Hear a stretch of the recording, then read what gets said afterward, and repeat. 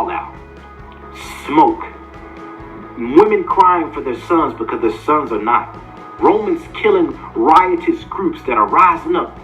Free Judea, free our people, autonomy for Israel. You had Herod, an Edomite, and his dynasty. Herod's ruling, killing any potential threat, any potential Messiah. Then you had the Pharisees and the Sadducees that we learn from Josephus are not Jews by birth. No. Brothers and sisters, they are there. We are not lost. We are scattered. We are original Hebrew. Let's go! All praises be to the Most High God. Yeah, I say it. I was opportune to meet my grandparents, whom from childhood had always made us to understand that we are one of the lost tribes of Israel. One of the lost tribes of Israel. One of the lost tribes of Israel. Okay, so now we are on our way from Ohafia to Arochukwu. So we're traveling all around. And this is also an ancient city, the warriors. Yeah. They call it the Ephraim. Okay. The Ephraim. Let me show you around. Ephraim Queen. Yes, Ephraim Queen. Yeah. Ephraim Queen. Yeah. Ephraim Queen. So they believe.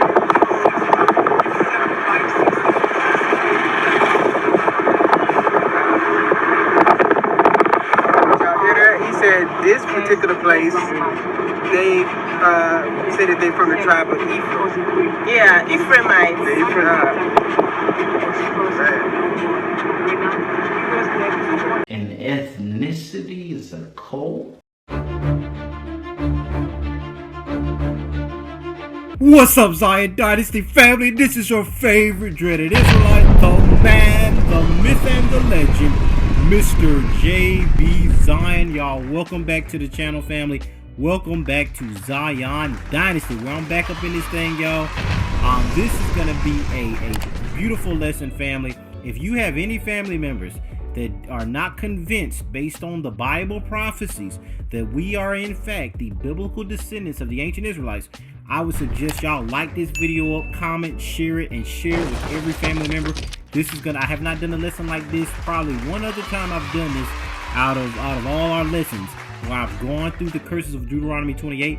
It's a lot, y'all, because this verses 15 through 68, that is a lot of prophecy. So I'm just gonna kind of hit it kind of fast, and then I'm gonna show you, like y'all seen in the title, that Tel Aviv Jerusalem Department, Jerusalem University Department scholarship, linking those Ephrathites to the clan of Ephraimites that migrated to Bethlehem in Judah. So that's going to be on this video. First, I'm going to do a brief summary of the curses of Deuteronomy 28 through this PowerPoint presentation, and then I'm connect that with the prophecy of Joseph and Joseph's life being a metaphor of what Israel would go through when they went back into Egypt again with ships, right? So y'all, this is going to be action-packed. Y'all get yourselves a beverage. It's going to be a quick lesson. I'm trying to not let it get as long as it could so I can get this lesson up in time with you guys, or for you all. But yes, as you guys know, the word of the Most High Yah, the word of the Most High Yah is our foundation. Above all the archaeology and the DNA, y'all know that I'm very heavy on the history and the scholarship. Almost to a fault. I've even got bashed from some Israelite brothers saying, oh, he got all that history and he using white folk sources and Edomite sources and encyclopedias and all this. And I'm like, y'all, come on, y'all. I try to deal in a realm of scholarship in case it might be Europeans or Gentiles that are watching this, just to show you that when the Most High is for something, he will allow everything to line up with his truth. So y'all, without further ado, I'm gonna jump right into it. So this PowerPoint is a lecture that I did for a group of pastors, bishops, elders, and leaders at my home church when I was presenting this case for us being the descendants of the biblical Israelites. It's tried and true, y'all. And I'm going to use this. We're going to go through those curses of Deuteronomy 28, and we're going to connect that with Joseph going into Egypt, the law first mentioned. So let's jump into it, family. So the true identity of the Most High Yah's chosen people. Now, this was for a group of pastors and leaders. So you might see God, Lord, Jesus, that kind of thing. Y'all don't bash me. I know it's YESHUA or Yahweh Shai. I know it's Elohim or the Most High Yah.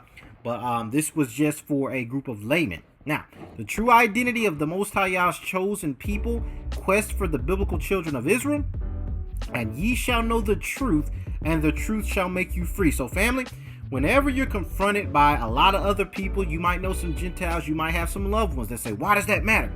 If we call ourselves followers of the true and the living God, who is the Father of truth, he's the giver of life, he is not the father of lies, anything that is deceitful or treacherous, or that truth doesn't matter, or that fact doesn't matter, that is dealing in the realm of darkness, right? That is dealing in the realm of Satan, right? The Most High is all about truth, all the truth and nothing but the truth. So anybody that says that Christ's lineage doesn't matter, or his color doesn't matter, or if we're Israelites, that doesn't matter. The Bible tells you that that is the spirit of Antichrist that tries to say that Christ has not come in the flesh. That means the exact flesh that the Most High chose to bring him. Let's continue. So, current affairs at the time of me making this PowerPoint, President Trump had made Jerusalem the capital of the U.S. Embassy. And y'all check out that Jewish American conspiracy video. I've gone through that. And I think the recent video I did on the 1948 Jewish state also goes into that unholy connection between America and the modern Jewish state, right? So there's a lot that goes into that. So it does matter. The purpose of me bringing this up in the PowerPoint is to show you that the nations know that somebody had to fulfill these prophecies. That's why they had to create a Jewish state. They know that the Bible prophesies Israel's place now and forever, Israel being restored, Israel being regathered. They know it matters, family. So when they tell us that it doesn't matter, their actions don't show that. The U.S. government has been working to uphold the image of we know who the chosen people are. These are the chosen people. In case it got to a point where we looked at that Bible and said the scriptures say the Most High is going to restore his people, right? Israel matters, right? So they know it does, family. Let's continue. Now, Israel and its role in the birth of the church. We already know that the scriptures, and y'all excuse the images, y'all already know I got legit Russian icons and Voronezh 13th century photography. I did not have that at the time of making this PowerPoint. So if some of the images, y'all already know, y'all bear with the European slide a little bit. But basically, Israel's role in end-time prophecy is massive, but first, we have to know who gave birth to what is Christianity today. A lot of Christians tell you that Israel has been replaced. This, in theological terms, is called replacement theology, that the church and whoever receives Christ has fulfilled the role of Israel, or they might tell you that YESHUA and it's coming to Israel, him keeping the law, statutes, commandments, that brought to fruition the special place that Israel holds in the heart of the Most High. Christ embodied that, Christ fulfilled that, and now the church receives those promises, those promises that were for Israel. Now the church has adopted it, i.e. the Gentiles, right? But what they already know and what they might not tell you is that without Israel, there is no church. All the prophets, Moshe Hanavi, the Apostle Paul in the New Testament, from Genesis to Revelation, all the prophets, the leaders, the judges, the scribes, the spiritual leaders were from a specific family that is a part of the 12 tribes of the nation of Israel. Without Israel, there is no knowledge of the Creator in the earth. Israel is the Amazon warehouse by which the knowledge of the Creator is dispensed to all human beings on the face of planet Earth. Without Israel, there is no knowledge of the true Creator. So Israel matters in terms of preeminence. Also, Israel matters in terms of eschatology, right? Israel brings about the restored knowledge of the Creator, right? The latter-day saints. This whole mindset of turning the earth back to the Creator is brought by Israel being restored. We letting the nations know that you got to wear your fringes, right? You can't be eating pork chops, even if you call yourself a Gentile. That the father that you're grafted into his family, He is the God of the Hebrews, the God of Israel, right? And the way that we live, Israel, is to be an example in these last days to show the nations that you're going to have to get with this, right? When that kingdom comes, this is how this earth is going to be run. The superpower of the kingdom of Yah is going to be fueled by the law, statutes, and commandments. So Israel matters in terms of preeminence. Without Israel, there is no Christianity. And Israel matters and the end of the thing. Aleph Tav. Israel is the beginning and the end of the Judeo concept and the worship of the God of Israel. So now I ain't gonna go too deep because I gotta make this brief. I gotta get this lesson up for you guys. I'm shooting it kind of late. But the Israelis versus the Hebrew Israelites. Now we're gonna see, is there a difference, family, between the modern state of Israel based on, do they fit the prophecies of what the Most High said would happen to Israel in the last days, or do we fit it, or do they both fit it? We're gonna look at those curses. Now, how does the Bible describe Israel in the last days? Now, Paul said that a falling away has happened to Israel for the sake of the Gentile rulership. We're living in the age of the Gentiles. We see that in Luke chapter 21. So presently, Christianity was made for the Gentiles. That's their religion. That's their God, right? That's them taking the root that is our God and making it after their image, which was by the design of the Most High. It ain't like they just did something. The Most High intended for them to rule in this era under Christianity, a strong delusion, but allows them to have a witness against them, right? Because that same delusion, in the delusion, you can prove that the Most High hasn't done away with Israel. And that if America and these European nations are really God-fearing country, if they really believe in Christ according to the scriptures, the things that they're doing to Yah's people, their own religion is going to be a witness against them. So Paul lets us know in Romans 11 that this is the age of the Gentiles, that a falling away would happen to Israel until this era is over with and Israel is restored back to preeminence, right? Ezekiel 37, the valley of the dry bones. Now y'all got to get this now. When I talk about Ephraim, now we know Ezekiel talks about the two sticks coming together. The stick that is in the hand of Ephraim, then you have the stick of Judah being grafted on top of that, but it is in the hand of Ephraim, right? Just to give y'all an image. So it takes Ephraim bringing the spiritual leadership of the birthright to connect Israel back together. We see that in the context of the dry bones of Ezekiel, that the Bible tells you that these dry bones are the entire house of Israel. This is talking about Ephraim. When you see the house of Israel, that's Ephraim. The house of Judah, that's Judah, southern kingdom. So it takes Israel, or those lost tribes, those 10 lost tribes, the Yoruba, the Igbo, those African Israelites, right? The lost tribes. It takes them being restored and then reconnected with Judah to bring about the restoration of Israel and bring an end to the Gentile rulership. Right now, our people will be a people without identity, as we see in Isaiah, that the ox knows his owner, the donkey his master's crib, but Israel, my people, do not know. In Jeremiah 17:4, it says we will be disconnected from our heritage. In Deuteronomy 32:26, it also says, the Most High says, I will cause you to be discontinued from the heritage that I gave you, right? Now, all of this was prophesied to Israel. Now, why would they be like this? We already know. Our people would go through this cycle of serving the Most High Yah, then we'll follow after the heathen, right? We keep Torah, then we try to worship Baal. And we would do this to the point that the Most High got tired of it. He split the kingdom as a beginning of these things through Solomon's sleeping around with all these other people. And then ultimately he would carry Israel into captivity. First, the 10 lost tribes are the kingdom of Israel, the kingdom of Ephraim, the northern kingdom. Ephraim would go into captivity first, and Judah would go in about 586 BC. So Assyria came in about 721, 722 BC, and then Judah fell to Babylon in 586 BC. Let's continue.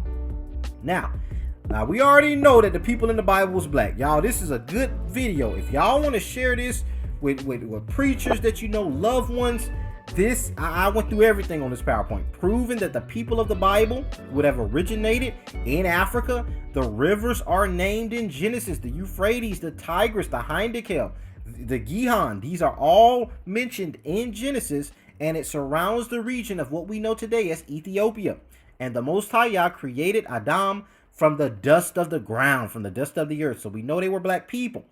Tacitus on that, I don't know if y'all can really see that, but he is one of the most prized Roman historians of about 90 AD. He said that the Hebrews are asserted to be a race of Ethiopian origins. And there's so many other sources. I can do another video on that. We see that Abraham, a lot of these early patriarchs, they mixed in with a lot of Canaanite Hamitic people. And that's throughout scripture. We see Moses was taken as an Egyptian. Paul was as well. Joseph could be recognized by his brothers. We know that they would have been melanated. Y'all already know this. If y'all want me to do another lesson going back through that, we can, proving the color of the ancient Hebrews. But I'm going to kind of go through that because y'all already know that stuff, right? So I'm going to try to get down to the curses so I can show y'all that Tel Aviv, Jerusalem library. God the Father in Daniel 7, hair with the pure wool. Yeshua in Daniel chapter 10 and Revelation chapter 1, verses 14 through 15 also says that the Son of Man would have hair like the pure wool, his arms and feet the color of polished or burnished bronze, right? It's a slight change. Now it says polished brass. We think, okay, it's just getting fairer, but there's the devil in the detail. The ancient Hebrew would have been burnished bronze. And I would show y'all an image. I wish I had inserted that in the PowerPoint.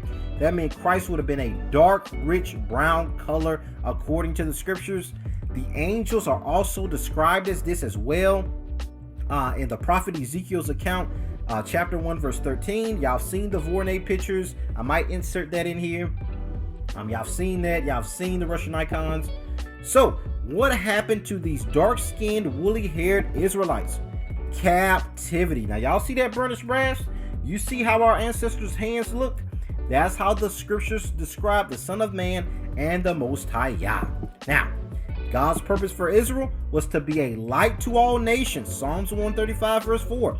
To be a peculiar treasure, to shine forth in the light of the glory of the Most High through Torah, through that lifestyle of honoring the land, honoring the Most High, and loving one another after a family-based lifestyle, an Eastern lifestyle of Ubuntu. I am because we are. That was the purpose of Israel, to show this family love of honoring the land, honoring the beast, and honoring the Most High's chief creation, that is the human race. That's what Israel was meant to exemplify for all of the other nations. Let's continue. Now, Israel's purpose, Deuteronomy 7, verse 6, to be a nation above all nations and bring the knowledge of himself to the world, right? That's Israel's purpose. Now, is there more? Now, we see that the Most High showed his way through Israel and no other people. Joel 2:27. He says, I am the Lord your God, Yah Elohaka. That in the Hebrew means a particular group of people. So in the Hebrew, it proves it that he's saying, I am the Lord your God and no one else. Some people think that means that the Most High is saying, I am your God and you don't have any other God. That's not what the context of Joel 2:27 is saying. When you look at the Hebrew, it's saying a particular people. So he's saying, I am the Lord your God, a specific group of people, and no other people have I made this relationship and this covenant with. We see that Israel are his saints according to Psalms 147, Psalms 50, Psalms 148. And we see Israel is the elect that you read about in Isaiah 45, verse 4. Let's continue. Now, I'm trying to get to these curses. Oh, here we go. So Elohaka, as I told you, I'm the Lord your God in the Hebrew. So Yah Elohaka is speaking of a specific people. He says that if you guard your culture, if you give back to the thing that gave you life, if you honor the oral tradition of your ancestors and your forefathers, I will set you above all other people which are on the face of the earth with the Most High Yah has made. Now, did we do it? Did we keep our end of the bargain, family? We already know we're in America, and back then in Israel, they was worshiping Molech, sacrificing their babies, doing that homosexuality wickedness, worshiping idolatry and images of calves. Our people was doing all manner of wickedness, and the Most High said, okay, y'all don't want to repent, you going into captivity, right? And Deuteronomy 28, here we finna get to it, family. Yah Elohaka. he says that if you will not hearken unto the voice of the Most High Yah to observe all these things, these curses gonna come upon you.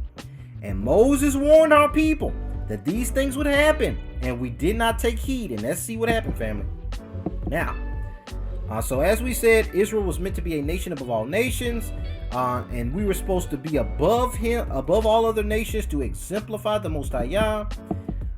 Now I put this image of McDonald's up here for y'all, not for y'all to go out there and get a Big Mac, but to show a point that when you want to get a Big Mac, you look for the golden arches. When you want to find Israel today, you look for the curses, right? The end time prophecies. Most scholars know this, but they try to play semantic of saying, well, that's not the literal text, right?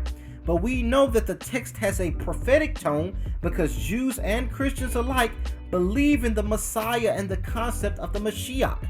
You get the Mashiach and the Messiah through Bible prophecies. That means you're taking literal actions and stories and history in the Bible, and you're applying a prophetic tone to it. So for you to say you can't use Deuteronomy 28, prophetically, that's them being disingenuous, family. Now let's check this out. Now, who fits the curses today? The Ishmael, or the so-called Negro, just by the fact that I call him a Negro, is a byword and a proverb, which we will read is a part of the curses of Deuteronomy. Let's check it out. Now, cursed shalt thou be in the city, and cursed shalt thou be in the field. When you're picking cotton, when you're chattel slaves, that represents the curse.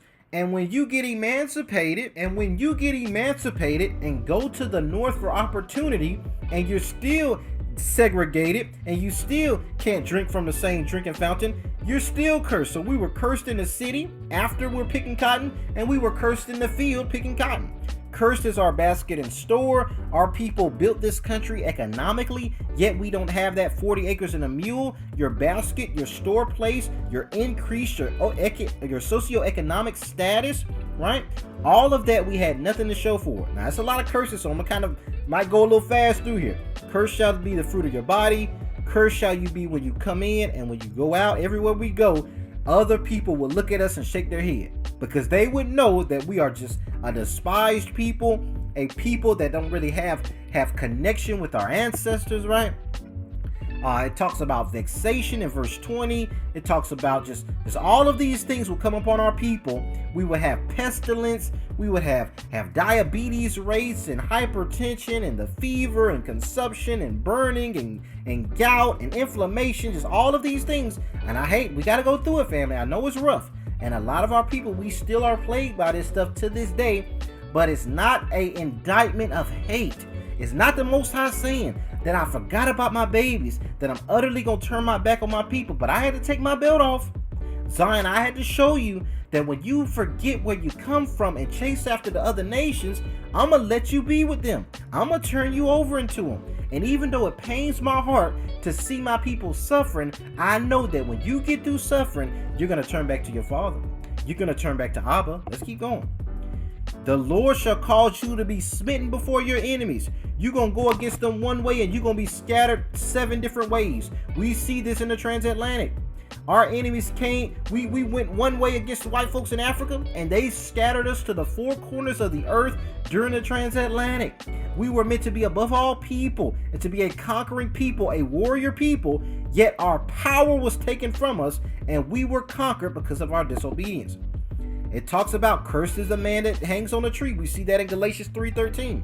Our carcasses would be the meat of the fowls of the air, right? There were up to 4,000 lynches from, I believe, 1860 to the early 1900s of our people in various states being lynched. Every year, I think up to a certain point, it was 60 to 70 a year of our people being lynched. And that's just what is documented. Let's keep going.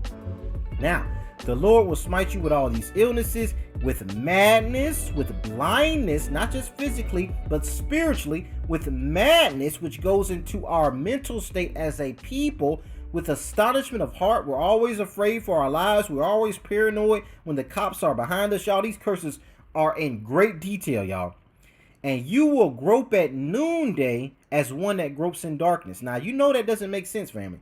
When it's noonday, it's bright outside. You shouldn't be groping and feeling around like you don't know where you're going. This is a spiritual darkness that even when all of this evidence is before you, you still wouldn't know who you are. You still wouldn't know your way back home, and you still wouldn't be able to unify with your people back to your heritage, right? So yeah, and also verse 30, you will betroth the wife and another man would lie with her. Your ox that you have, right? It will be taken away from you. Who did this happen to, family? Your sons and your daughters going to be taken and given to another people. Family, we don't know any other people on earth that have gone through these curses. These curses are a sign of who y'all's people, the children of Israel, what they would look like in the last days. The fruit of your land, all your labor, another nation gonna eat up, right? And you shall become an astonishment, a proverb, and a byword among all the nations that the Lord God is gonna take you to, right? You shall beget sons and daughters, but you ain't gonna enjoy them, because as soon as them babies come out the womb, they're going into captivity picking cotton. The stranger that comes, they're gonna give all these opportunities to move west, all these immigration loans and grants and just all this financial opportunity for other immigrants when black people been here. And that's why the different nations get to all open up the ching-ching shop in our communities. That's why the Middle Eastern guy or the Indian man gets to come in our gas stations and he's at the cash register in our communities. How does he get these grants to open up these businesses? How come our people don't get it, right? This is Deuteronomy 28. These shall be upon you as a sign and a wonder forever. Verse 46. They shall be upon you, these curses, for a sign and a wonder. When I want to know who Israel is, I can look at these curses and say, who fits this today? The children of Israel will always be under this into the kingdom. And in that dispensation, you ain't gonna need to look for Israel, because we're gonna be in the new heavens and the new earth. But when you're looking for Israel, the fact that you got to look for them, you're going to find them under these curses. Y'all, I'm talking about Deuteronomy 28 kills it, y'all. Anybody that, it's just right here, right? Now, therefore, you're going to serve your enemy, which the Most High shall send against thee, in hunger and thirst and nakedness and want of all things. And he's going to put a yoke of iron upon your neck until he destroyed thee. That means when the yoke comes off your neck, he's already done his job. The cage has been unlocked, but we're already destroyed. In one of all things, we will serve our enemies. That means to know yourself, you have to go to their schools. To teach your babies their history, they're in their grade schools. Y'all, this stuff is powerful. Let's keep looking. And a nation that you know not, from the end of the earth, as swift as the eagle flies, the Most High gonna send against you. A nation of fierce countenance that ain't gonna care about the babies or the elderly. And the Lord shall scatter thee among all people from one end of the earth to the other. So family, when y'all say only Judah, was Judah the only tribe that was hearing this benediction by Moses? Come on, family. This was Moses giving an indictment to all 12 tribes. That if Israel didn't do these things, and if anything, family, the name of Israel was passed on to Ephraim. Y'all already know, y'all done heard me go through it, which is Joseph. So the northern kingdom got the blunt of this. How do we know that historically? Northern kingdom of Israel that carried the name of Israel, they were the first ones to go into slavery by the Assyrians in 722 BC.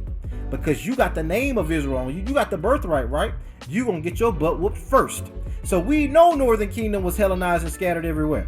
And we see through Moses in Deuteronomy 28 that he's speaking this to all of Israel. So either way you cut it, this was not just to Judah, family, but Judah represented that last era, the last Second Temple era in which Israel lived in Judea during the 1st century.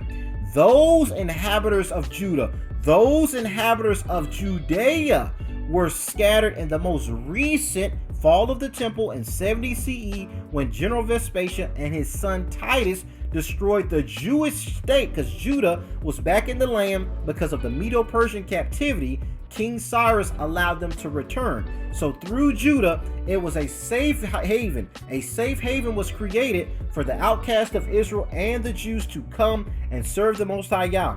That would be destroyed and scattered in the most recent destruction of Israel which a lot of African Americans, we descend from that most recent migration into Africa, which led into the transatlantic. So family, all of Israel will be scattered. When you see Judah was scattered specifically, those that were in the land of Judah or Judea during the time of Christ, that's that final captivity that will go into the four corners, right? Now let's keep reading. Now this, I thought it was verse 68. Okay, it's verse 66. And your life shall hang in doubt before you, and you're going to be afraid day and night, and no one is going to give you assurance of your life. Our people were running through the woods, family. We were afraid. We were terrified. We were hearing dogs barking. We knew we couldn't run fast enough. Our people were getting in shipping boxes, hoping that people could send them to the north. We were doing all kinds of things because we were afraid and terrified, rightfully so, because if you got caught, they could have mutilated you over an open fire. Y'all, it was hell on earth for our people. Now here we go, family. Now I'm about to connect this to Joseph. And the Most High Yah shall bring you into Egypt again with ships, by the way whereof I spoke unto thee. Thou shalt see it no more. When I told you, you weren't going to go through this again. Now you're going to go through it again. We know that Egypt was a representation of the house of bondage. In the ancient world, the place that we know as Egypt would have been known as Misraim. Egypt was a negative stigma attached to Misraim, one of the sons of Ham. Egypt meant the house of bondage. So the Most High Yah is saying his people will go into bondage again with ships. We see the children of Israel, when they were conquered by the Assyrians, the Babylonians, the Medes, the Persians, the Greeks, the Romans, they did not go into Egypt again on slave cargo ships, right? They had no need. When Christ fled into Africa, they went by foot. When the ancient patriarchs went into Egypt, they walked there, even from Canaan, right? During the time of the famines. So what is this talking about going into Egypt on ships? This is a prophecy, family. Now, I'm going to connect this with Joseph, then I'm going to show y'all that Tel Aviv source that links the Ephrathites to Ephraimites. I have not forgot about that. Now, the mystery and the beauty of this scripture and this prophecy, family, is how did Israel get into Egypt? Well, you know, JB, you know, they went into Egypt. You know, everything was good in Goshen. Joseph, he reunited with his people and he gave them a nice land. Pharaoh allowed them to live in the best place in Egypt and all of that. That's how they got to Egypt, JB. That's not how they got there. The foundation of how Israel got into Egypt during that final 250-year period, because Josephus says the entirety of the 400 years was not just when they were in Egypt. That's why they believed the 400-year prophecy of Genesis 15 was not talking about this captivity. Now that's a whole nother thing, family. Y'all check out my 400-year prophecy video. I probably need to do another one because that was like 50 videos ago.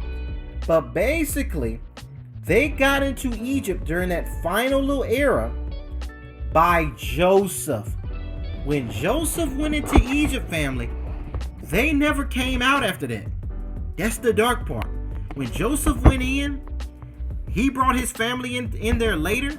They never left until they went through hard rigor. Moses was raised up and they went into the promised land. Why do I bring this up? I hope y'all catch it. How did they get into Egypt? Joseph. How did Joseph get into Egypt? Bondage. Y'all gotta catch this. The mystery of Deuteronomy 28:68 is the house of Israel. Because the people that have suffered this specifically are the so-called lost tribes, which was embodied by the house of Joseph, who was epitomizing Israel, but specifically Northern Kingdom was represented by Ephraim. So what's going on, family? Just as Joseph was sold by his brethren, y'all gotta catch this, into Egypt as a slave, the Most High is saying, I'm going to send you into bondage again. This is a metaphor for just as Joseph, I sent you into slavery, and I eventually raised you up in the midst of your captivity. So is it the lost tribes of Israel will go into Egypt again. So Joseph's seed would as a parallel, as a self-fulfilling prophecy. Y'all, I don't even know the word to explain the multitude of the layers of this cycle going on. That just as Joseph was sold into Egypt as a slave, that's how they got into Egypt, family. So when Moses is saying that y'all going into Egypt again in bondage, Joseph, you going into Egypt again on ships. Because the northern kingdom, when you look at the Yoruba and the Igbo, the Yoruba by themselves are 47% plus or minus 9% of the slaves taken during the transatlantic slave trade.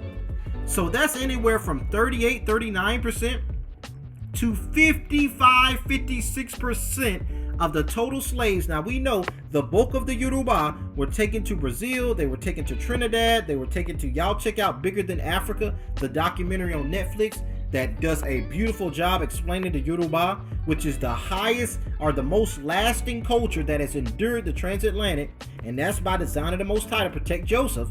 But we know near 50% of the slaves of the transatlantic were Yoruba. The Yoruba claim to be the B'nai Ephraim of the tribe of Joseph.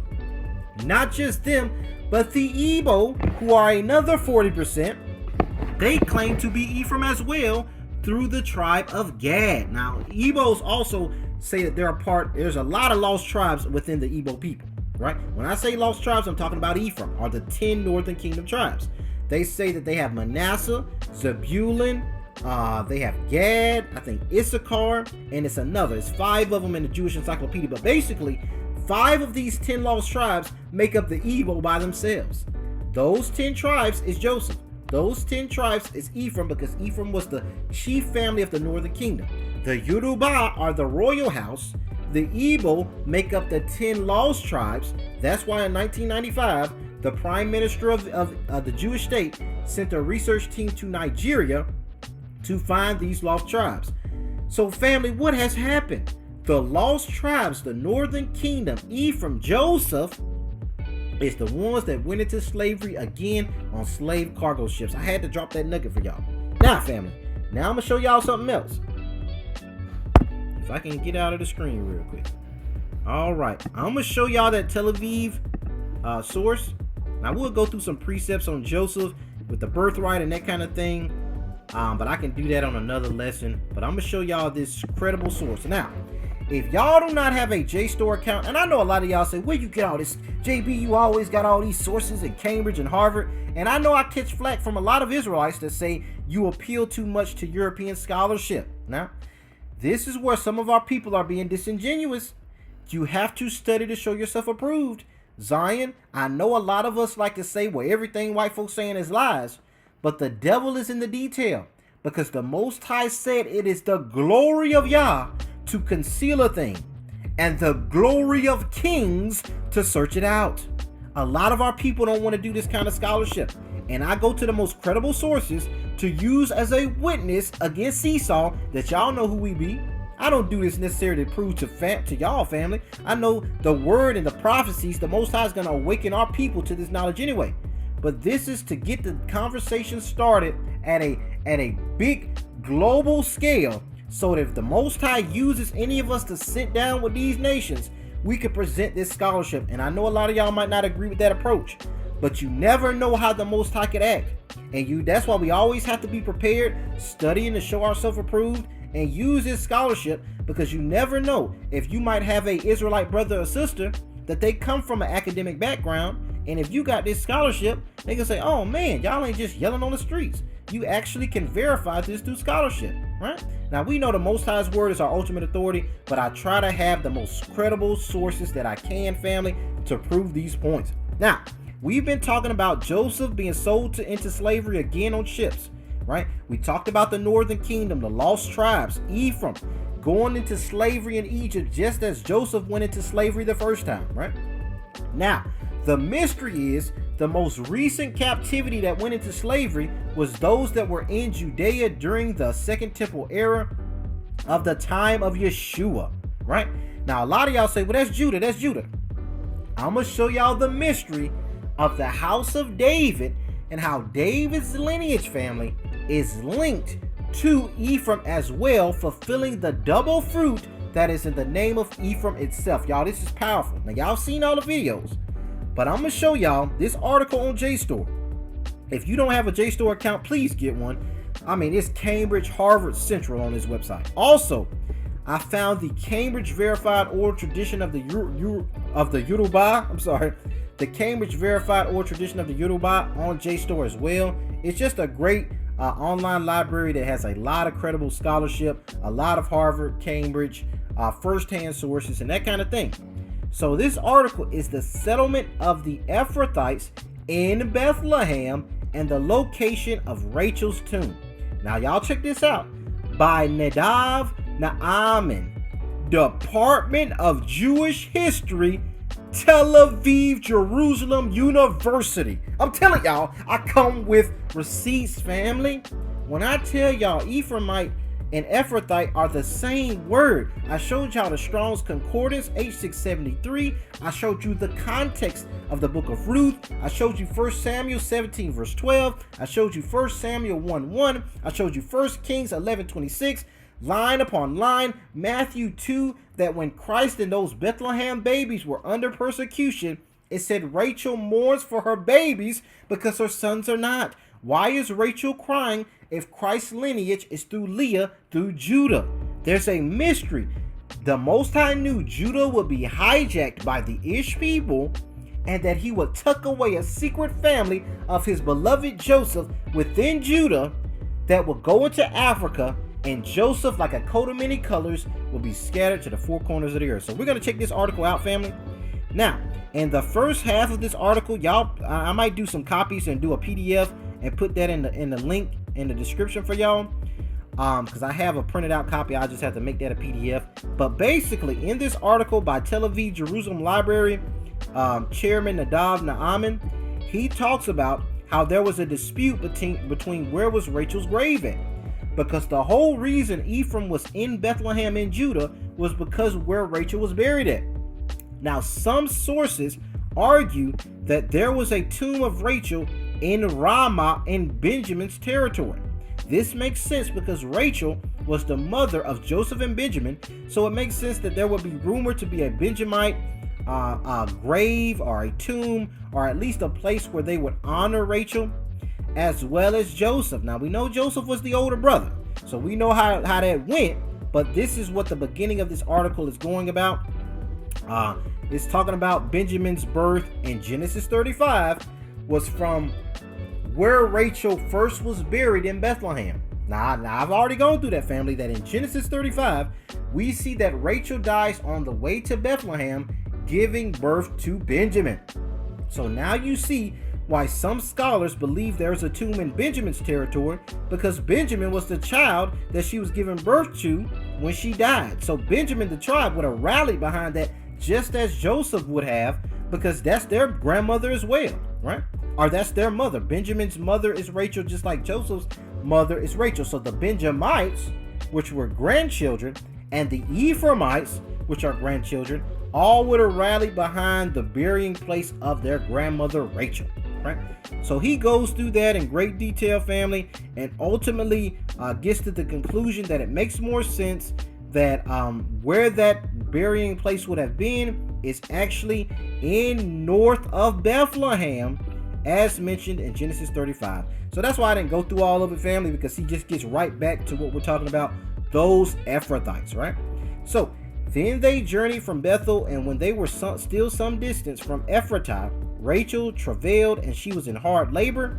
It continues in verse 19 and says that so Rachel died, and she was buried on the way to Ephrath, which is Bethlehem. A lot of y'all been saying, well, Bethlehem was just named Ephrath. It had nothing to do with Ephraimites or anything like that. That's just the name of it. Family, there is a play on words with Ephrath, because this is Moses narrating that the place that you know as Bethlehem Ephratah, this is where Rachel was buried. We know this was an already existent Canaanite settlement, but this is Moses narrating to put into language of who has this area today, which was a clan of Ephrathites who are of Ephraimite extraction. And the article is going to show it, family. Y'all don't have to take my word for it. Now, let's keep going. Now, so On the road leading to Ephrath or Bethlehem, that's where Rachel was buried. This interpretation is supported by Jacob's words to Joseph, which describe the episode as a past event. For when I came from Padan, Rachel, to my sorrow, died in the land of Canaan on the way. So Jacob is recounting this history as he's blessing Joseph in Genesis 48. There is a connection between it being called Ephrath and Joseph, specifically his son Ephraim, right?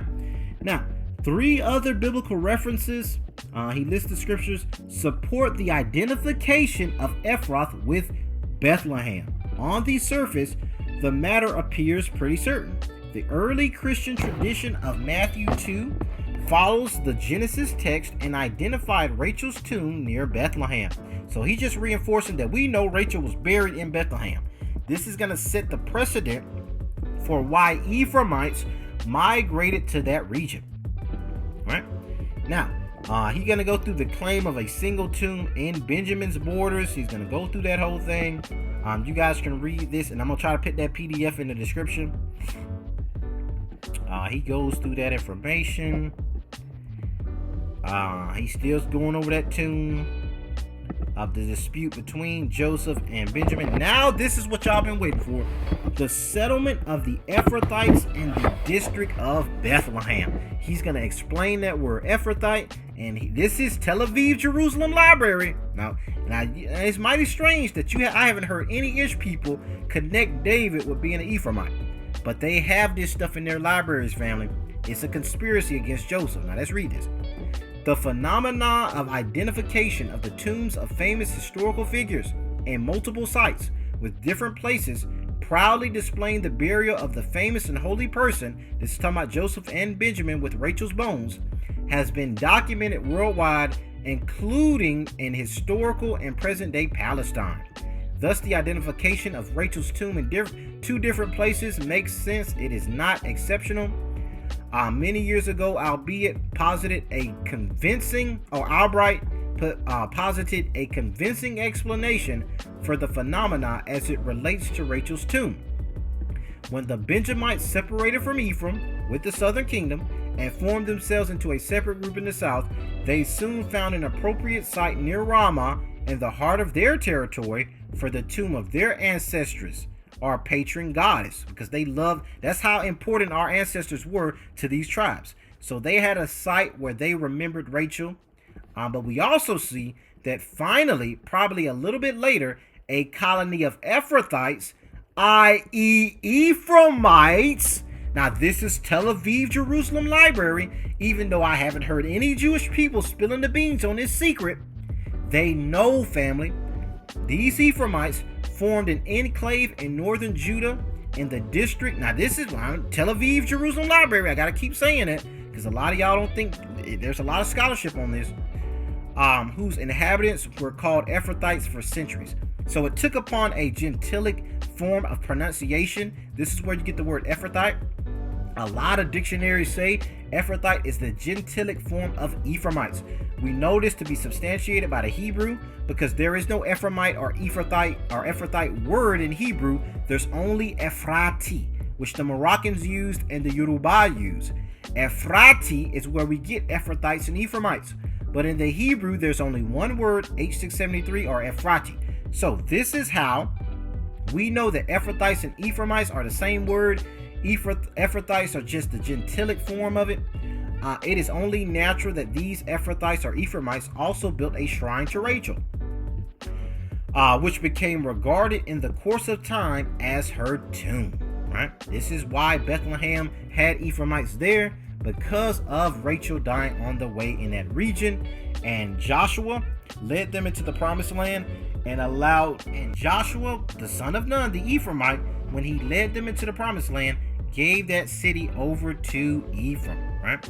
Now, moreover, such an identification, let me make sure I ain't skip. The story of Rachel's burial explicitly mentions the identification of Ephrath with Bethlehem.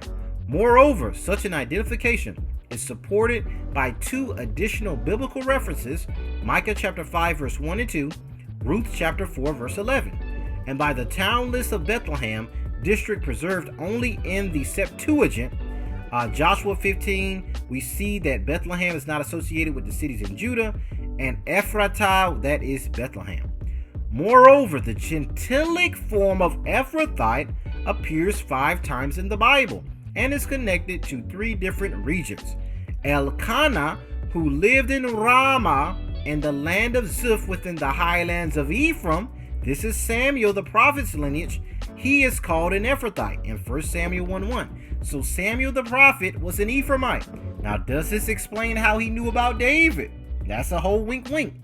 Yoruba, a Jeroboam, who was born in Zeradah, probably in Kerbet Bant Bar, north of Nahal Shiloh, is also called an Ephrathite. So most of y'all agree that Yoruba is an Ephraimite, or King Jeroboam was an Ephraimite, but the scripture calls him an Ephrathite. This is how you know that y'all know what this is. And maybe y'all didn't notice that, but there's no other verse in the scriptures calling Jeroboam an Ephraimite, not one. It only calls him an Ephrathite. So that same word that we know King Jeroboam was an Ephraimite is the same word used for David, and I ain't gonna skip it, we're gonna take it slow. And we see that Shiloh connection, which I told y'all is linked to Ephraim. So when you go to Genesis 49, it says the scepter will not depart from Judah, nor a lawgiver from between his feet until Yoruba, until Shiloh comes. And unto him, unto Ephraim, is the gathering of the people. We see that confirmed by Moses in Deuteronomy 33, that the horns of Ephraim would push together the people, or regather the people from the 4 corners of the earth. Y'all, this is the greatest mystery in Bible scripture. Moreover, the Ephraimites who settled in the Gilead region were called Ephrathites as well. They couldn't pronounce Shibboleth, whatever it is. They couldn't pronounce it, basically. The Ephraimites couldn't pronounce that word, and that's how I think Gideon knew who were Ephraimites and who were not. He made them pronounce that weird word, y'all, right? Now let's keep going. David, Tel Aviv Jerusalem Library, David, who was born in Bethlehem, is called the son of an Ephrathite. Whoa! And the family of Elimelech that migrated to Moab. Now, Elimelech was raised up by a Judahite. Y'all, I'm telling y'all, we know Boaz is Judah. So the lineage of Yeshua is Judah in the flesh. But the purpose of Boaz was to raise up his kinsman Elimelech. So in the eyes of the Father, and based on the law of the Most High sees him as an Ephraimite, because Boaz, even though he was Judah, the purpose of him sleeping with Ruth, he fell in love with Ruth, was to raise up Elimelech's name, and he was an Ephraimite. Now, the origin of all 5 individual families is from Mount Ephraim, although only 2 of them continued living there. We see that David did not live in Mount Ephraim, even though he was an Ephraimite. That's why there were some Ephrathites or Ephraimites in Mount Ephraim. You had some in Shiloh, different cities that belonged to that tribe. Whoa. Now, no evidence, literary or historical, obliges separating the Ephrathites of Bethlehem from those mentioned. That means there is no evidence to separate Ephrathite and Ephraimite from these different references that we see with King Jeroboam, with Samuel. They knew that that meant of Ephraim, or of Ephraim. The settlement of the Ephrathites in neighboring districts fits the picture of the settlement process in the hill country in the early Iron Age. So it tells you when they would have migrated, right? During the early Iron Age, the extensive archaeological surveys show that most of the early settlements in the highlands are located in Manasseh, Ephraim, and Benjamin regions, whereas a few settlements were established in the Judean highlands. So you had Ephraimites in Manasseh and Ephraim in Benjamin regions, and you also had few settlements that were established in the Judean highlands, right? This gets into Bethlehem. In light of the surveys, scholars established that most of the new Iron One settlers lived in the territory of the sons of Joseph in the central hill country. It seems that the settlement conditions in the Ephraim highlands were less favorable. This is when you get to Psalm 78, family, that says that he rejected the tabernacle of Joseph. This is the author of Psalms saying that the Most High didn't choose to set up the kingdom in the territory of Ephraim, in those highlands, but he did it in Zion. He did it with David because David was an Ephraimite in Judea, and those were more favorable living conditions that the Most High chose to set up Zion, right? Now, the Ephraim highlands were less favorable than those existing contemporaneously in the region of Manasseh, and that the natural growth pushed the settlers to expand to neighboring areas. In this light, we may interpret a number of biblical references as relating the settlements of the Ephrathites and neighboring districts. The text of Joshua 16 verse 9, the towns which were set apart from the Ephraimites within Manasseh. So we see in 16 verse 9 of Joshua that you had Ephraimite inheritance within Manasseh. So this was common, family, for different tribes to have different territories within the overall region of other tribes. This stuff gets confusing, family. Now, this reflects the settlements of the sons of Ephraim within the inheritance that was according to the biblical tradition attributed to Manasseh. So, family, we see that when our brethren, y'all, I gotta deal with this. When a lot of y'all have been sending me Psalm 78, saying how, now keep in mind, Psalm 78, let me drop this nugget for y'all, is one of 12 Psalms that is not written by King David. I repeat, Psalm 78 was not written by David. When a lot of y'all started sending me Psalm 78, I was thinking to myself, why would David write that he rejected Joseph, right? So then I did some investigation into the psalm and found out this is not David speaking. Also, the context of the chapter is saying how the Most High rejected to set up his temple, set up Zion in the borders of Ephraim. And we see that through this Jewish department, Tel Aviv Jerusalem University article, that there were certain areas within Ephraim's highlands that were less favorable for settlement.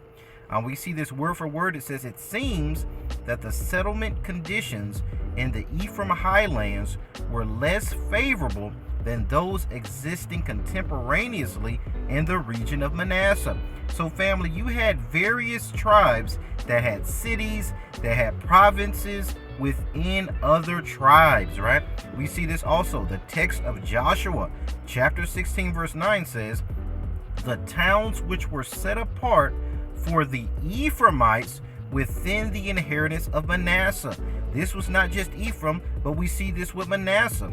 In the text of Joshua chapter 17 verse 8, it says the land of Tappuah belonged to Manasseh, but the town of Tappuah was on the boundary of Manasseh, belonging to the sons of Ephraim. So within the overall boundaries of Ephraim, you had this boundary of Manasseh, of the city or the town of Tappuah. Why is this important, family? This sets the stage for why there was a clan of Ephraimites that owned Bethlehem. Bethlehem was given to these Ephrathites, and we see that lineage gave rise to Jesse, the father of King David, right? So that's why when y'all hit me with the Psalm 78, understand the Most High is not man that he should lie, neither is he the son of man that he should repent. The Most High does not just throw away stuff. Oh, I done away with the birthright. All of those promises are done away with. You're thinking like a man. The Most High, through a sacred lineage, has reconciled all these promises because Boaz was physically Judah, yet his entire purpose was to raise up the Ephraimite lineage of Elimelech, and we're going to go into that on this article. Y'all going to see it for yourselves. So let's continue reading. Now, this background enabled the author to accurately define the settlements belonging to each tribe and describe in greater detail the settlement situation and in the in-between region. Both the description of Judges chapter 12, verses 4b through 6, and the reference to the forest of Ephraim in the account of the battle between Joab and Absalom indicate that many Ephrathites crossed the Jordan and settled in the west of Gilead. Now, so he's going to go through that story where Gideon, I think, makes them say Shibboleth or Sibboleth, and they couldn't pronounce it, and they knew that they were fugitives of Ephraim. So this was well-documented history, family, of these Ephraimites crossing various territories, going into various cities. A lot of this was by design of the Most High Yah. He gave certain settlements of other tribes within other tribes. Now let's go to the bottom. The appearance of the Ephrathites in the Bethlehem district should be analyzed along the same line as the account of their settlement in Gilead. So that same context, that same action that we see, that same account instance, if you will, that we see them inhabiting other regions, this is the same mindset you need to understand these Ephraimites in Bethlehem. Families who settled in the highlands of Ephraim migrated to North Judah, and this is in the Iron Age, settled in the Bethlehem district, and like the settlers in Gilead were called Ephrathites after their original seat. Now let's keep reading. Now, that suffix, let me go back, I think I skipped that last part. The place where they settled was known by the name of their original location. Suffix ayim was replaced to the feminine suffix at. This is showing you the etymology of Ephrathite versus Ephraimite, or Ephraim. In a nearby site, the new settlers identified the tomb of their eponymous ancestress Rachel. The sanctification of a tomb near Bethlehem created the double tradition of Rachel's tomb's location, one in North Benjamin and the other in North Judah. The settlement of these Ephrathite families along the northern margins of Judah is related in great detail in the genealogies of the Book of Chronicles. The Judahite genealogies were written in the late Persian, early Hellenistic period and reflected settlement processes that took place at different times. So this was an ongoing process. Now, family, this is the most important part. He is going to go through David's Ephrathite lineage and reconcile that to none other than Ephraim. Now, David's Ephrathite origin and historical perspectives. The Ephrathite origin of David's family and Judah's royal house raised questions that might be important for the literary, historical, and historiographical discussion of the establishment of the monarchy of Judah and Israel. So this raises a lot of questions as to how David was able to become king of both kingdoms. This is reconciled because he had affinity for both sides. He was an Ephraimite, right, through the kinsman redeeming action for Elimelech, but at the same time, Boaz was Judah, and he lived within Judah. So both kingdoms loved David. Northern kingdom saw him as an Ephraimite, and southern kingdom was said, well, he lives in Judah, we know about Boaz, and they saw him as Judah. This is how the Most High brought all 12 tribes together through Ephraim. Now let's check this out. According to the story of 1 Samuel 16, 1-5, Samuel traveled from his town Ramah, located in the hill country of Ephraim, to Bethlehem to sacrifice to the Most High Yah and anoint David as king. Was the narrator aware? Now this is Samuel, the narrator. Was he aware of the origin of Ephraim/Bethlehem's inhabitants from the highlands of Ephraim? This explains how Samuel knew about David. He was going to another Ephraimite family that since he was from Mount Ephraim, he would have known about his other people that migrated to these highlands within Judah. Also, did he present Samuel's travel to the town of the Ephrathites in Judah in light of this origin? So is the author presenting this to show you, or wink wink, that Samuel traveled to where these Ephrathites were because he knew about where his people were? Now, number 2, the psalmist who composed Psalms 132 verse 6 says, "Lo, we heard of it in Ephrathah, we found it in the fields of Jaar," created a direct link between Ephrath and Jaar and Kiriath Jearim. Ephrathah is apparently Bethlehem, and the psalm relates that the rumor of the placement of the Ark of Kiriath Jearim reached the Ephraimites' town. Now this is going to go into Shiloh, because a lot of y'all quoted the scripture where Shiloh, well, that's where they took the ark from. It's a place that represented Ephraim. So when you see the scepter will not depart from Judah until Shiloh comes, we're going to see Shiloh connected with Ephraim's restoration. Psalms 132 is closely related to the ark narrative, according to which the most sacred object of the Jerusalem temple was initially located at Shiloh, family. That's where the Ark of the Covenant originally was. That's where all of Israel was united in Shiloh. And this was captured by the Philistines, the Ark of the Covenant, and arrived at Kiriath Jearim. And David, by his own initiative, brought it to the governing center he built in Jerusalem. Now, does the text of Psalms 132 reflect a slightly different tradition than that of the book of Samuel, according to which rumors of the ark first reached Ephraim, David's place of birth, and only shortly afterwards did David initiate the transfer of the ark from the fields of Jair to Jerusalem? Does David's origin from an Ephrathite family explain the great sanctity he attributed to the most sacred object of the house of Joseph? Watch this, of the house of Joseph, formerly erected in the Ephraimite cult center of Shiloh. So does his love for the ark, his respect for the ark, reflect that he, being an Ephrathite, an Ephraimite of the house of Joseph, Joseph and those Josephite Ephraimites had great respect for the ark because it was initially located at Shiloh, which was their place of worship. And this is why David respected it, because he also was a descendant of these Ephraimites. Does it explain the establishment of the ark and the cult center he built in Jerusalem? So David transferred it to Jerusalem, but honored it, respected it, because it was not suitable to settle in the certain highlands of Ephraim. We saw that in the previous page. So instead, he, as an Ephraimite, continued the legacy of his people within Judah, within the north area of Judah, specifically Jerusalem, where he would establish Zion. Does it also explain Solomon's transfer of the ark to the temple he built in Jerusalem? Now, so Solomon, his son, continued the tradition of respecting the ark.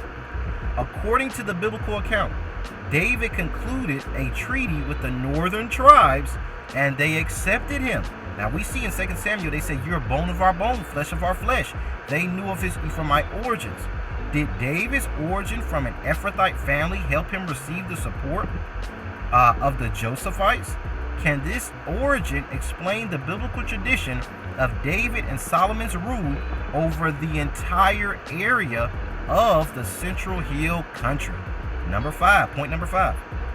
Notably, the origin of the first royal houses of Judah and Israel was from the tribe of Ephraim. I repeat, the origin of the first royal houses, double fruit family, that means the royal house of Judah, David's dynasty, and Yoruba, King Jeroboam of Israel, they were from Ephraim, these royal families. Should we interpret the division of the monarchy as a refusal of these Josephites to further support these Ephrathite lineage? They said, well, we ain't gonna support y'all Ephraimites over there no more because of the taxes. Y'all know the history. Solomon's son Rehoboam furthers the affliction by increasing the taxes, because Solomon was married with all these strange women of these strange countries, and his affinity for protecting Israel and making them not have to pay for it went down. So Israel had to pay for it, basically, right? So of particular relevance in this context, in 1 Kings 12:16, when they say, what portion do we have in David? We have no inheritance in the son of Jesse. To your tents, O Israel. Look now to your own house, David. So, did the Josephites select another Ephrathite, this is King Jeroboam, another contender to the throne, who in the place of Jerusalem established his capital at Shechem, the ancient center in the Central Hill country? Now, the recognition that David originated from an Ephrathite family paves the way for a fresh interpretation of the early monarchical period. So basically, it poses a lot of questions and fills in a lot of missing blanks as to how David was able to unify both kingdoms. So family, I just had to share this with you guys. This is an official article found in the Jewish History Department in Tel Aviv, Jerusalem University. So y'all, they are linking Ephrathites with Ephraimites.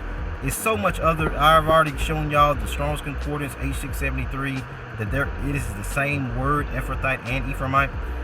So yeah, this is just another confirmation of that family, and it also shows that David, specifically Joseph, will be sold into Egypt again with ships, family.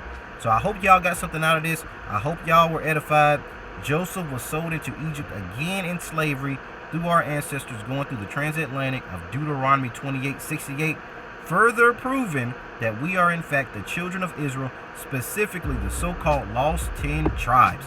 So family, peace, love, blessings. I pray that you guys are blessed and edified. Y'all take notes. I'm going to try to link this article in the description. So I love you guys with the love of the Messiah. Peace, love, blessings, and Israelite power. Shalom. All praises.